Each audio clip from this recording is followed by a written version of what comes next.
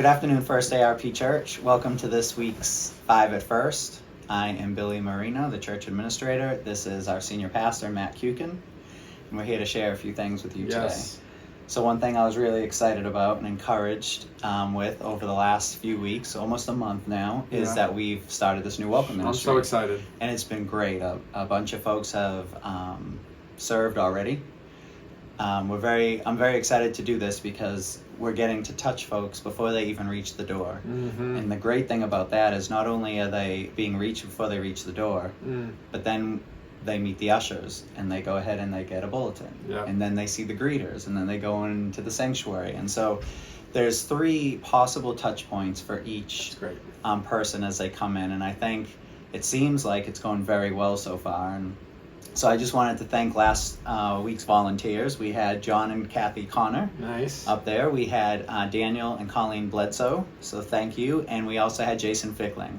So I really thank you all for your time and your service to this welcome ministry and contributing to its just success. And I would echo that and just say, I think this is a great ministry that we're getting started, but I think it's also good that we all recognize every one of us is on the welcome team every week. And so just recognizing the importance of welcoming one another, greet one another as a biblical command, but it's also just a way that we recognize the human horizontal element of being in church together is that warmth. You never know what kind of week someone's coming out of or going into.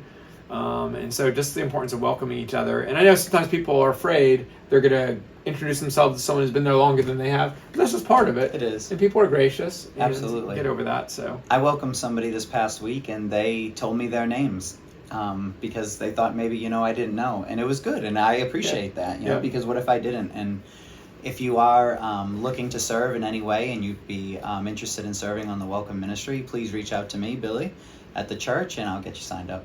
That's great. Well, I mean, I'm so encouraged still by the ministry energy I see around the church. We had, I think, over 300 people sign up to serve on our ministry fair, but that's not a one-time thing. Every week the bulletin is filled with opportunities to serve. And so just want to encourage you to take a look at that. One of those opportunities coming up is our Got Heart Service Day, our Community Service Day on October 21st. That is going to be a Saturday morning where we divide up and go out into the community and serve in different projects. Some of them are very hands-on and more manual labor, and some of them are just doing visiting. But I love the idea of sharing the love of Christ in a physical, tangible way.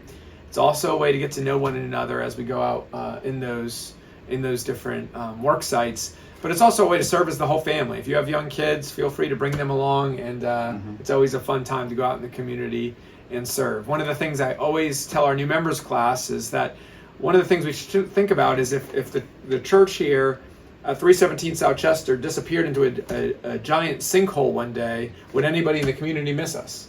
Would they be like, oh, what used to be there?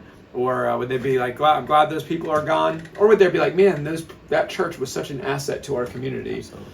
And I'm thankful for the asset that our church is as it seeks to serve in Christ's name out in the community. I also just wanted to say a word of thanks, especially to 2 very special people who help to manage our finances. We're in the budgeting process right now. Yes. You guys can keep that in prayer because we're trying to form the 2024 ministry budget. And so all the ministries submit a different budget, and we have a finance team that comes together and puts that together. So you can pray for that team, and that'll eventually come to you, the congregation, in early December at a congregational meeting for you to vote on. But I also want to say thank you to our treasurer and assistant treasurer, Jerry Best and Claire Wilson, are 2 very dedicated, special people. They're here throughout the week, as much almost as a staff member, even though they're unpaid, to help sign checks and distribute funds. And so I'm just very thankful for their eye for stewardship. Billy, I know you work closely with both of them. I do. I love having them. We're very blessed. Yeah. So thank you to them as well. Thank you to all of our different volunteers and servants. And we thank you for joining us today. We hope you have a great rest of your week. Sunday, we'll be coming together again for worship. We also have the Ann Alexander Choral Festival taking place this weekend, which is a big event.